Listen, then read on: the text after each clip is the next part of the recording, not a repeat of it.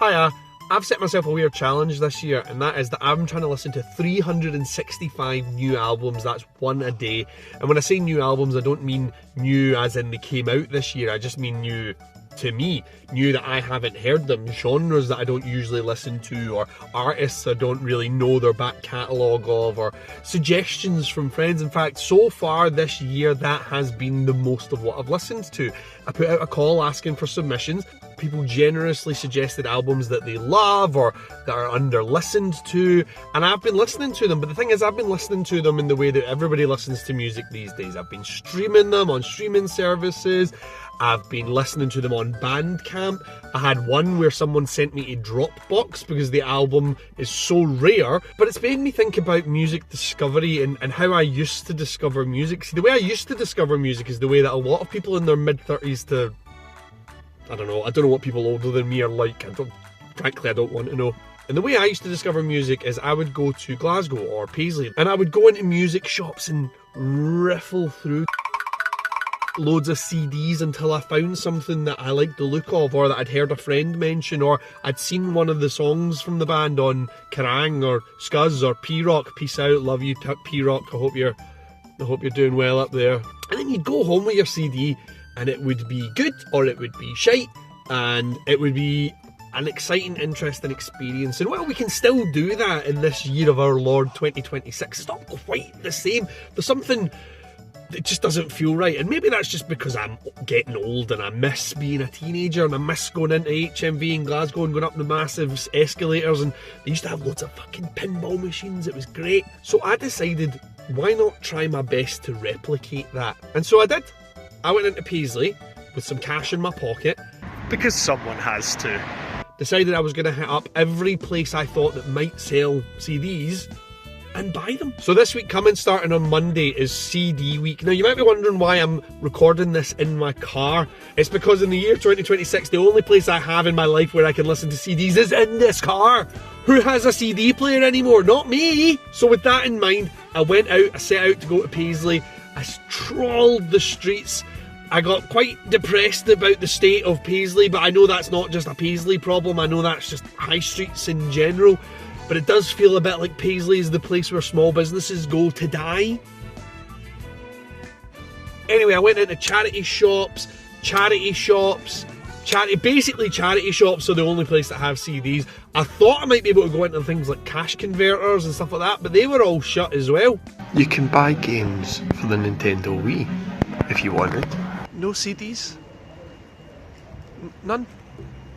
And I've picked out 8 CDs. Now 8 is more than 7, and 7 is the amount of days in a week, and I've just said I'm going to try and listen to a week's worth of CDs for this challenge. Now the problem with CDs is they might be scratched, they might be broken, they might just not fucking work. So I bought myself an extra one just in case. Maybe I'll add that on at the end of the week as a bonus.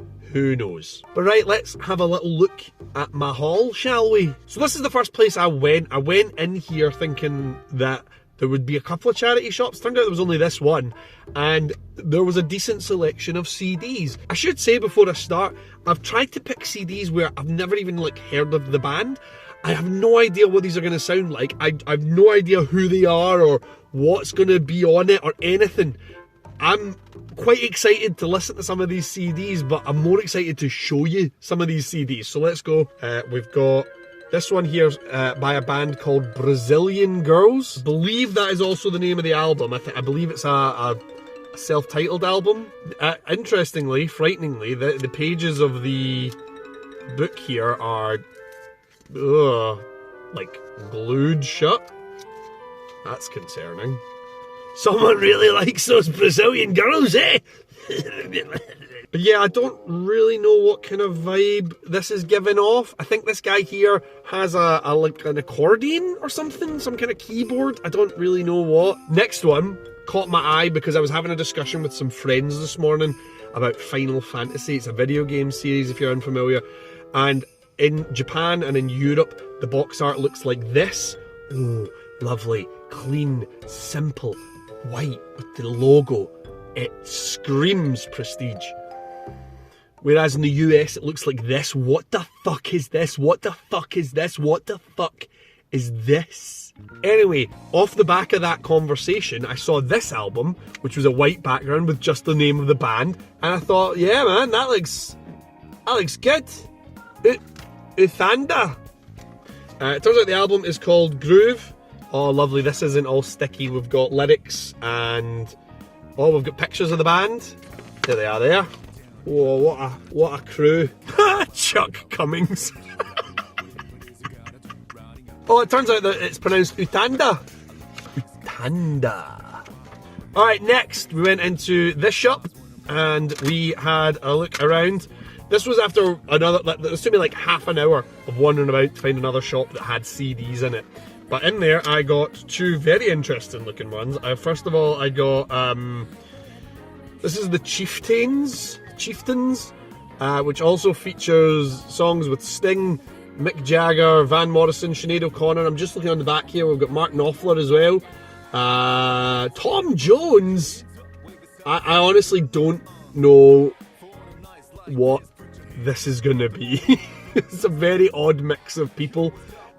Oh, there's someone here listed as playing the Scottish pipes, so I assume that's bagpipes, more specifically. So that gives me a bit of a clue as to where we're going with this one. That's the Chieftains, The Long Black Veil. Next!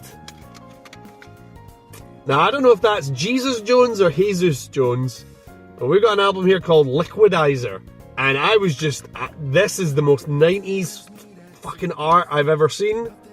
What a wonderful looking thing. Oh my goodness, look at these guys here. Look at the hats, man. You can't be wearing that. I don't know why when I look at this I expect to hear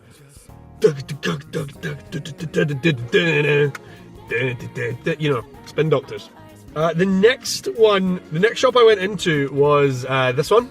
So I was really interested in the two albums I picked up in this one because they were first of all, this is Beth Rowley, Little Dreamer, and I may have primarily picked this one up because this sticker on the front here says that Beth Rowley is, quote, the next big thing, says The Independent, and destined for #1.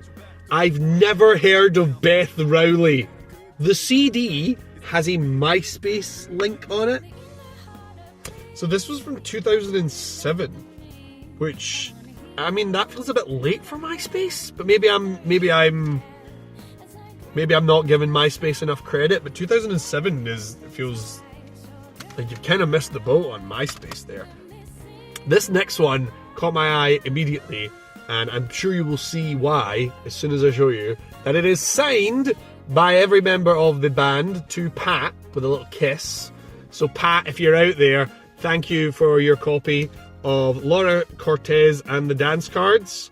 Turn the Beat Around live at the Ark. This will actually be the first live album on the project so far, the 365 and 26 project. So that is very exciting. But this is fun. I don't know, there's something about owning someone else's signed memorabilia that just is funny to me. But Pat, if you're out there, I've got your CD if you want it back. If someone sold this without your consent, 50 quid. Okay, last one, and I forgot to film from outside of this one, was a record shop. That's just someone's demo.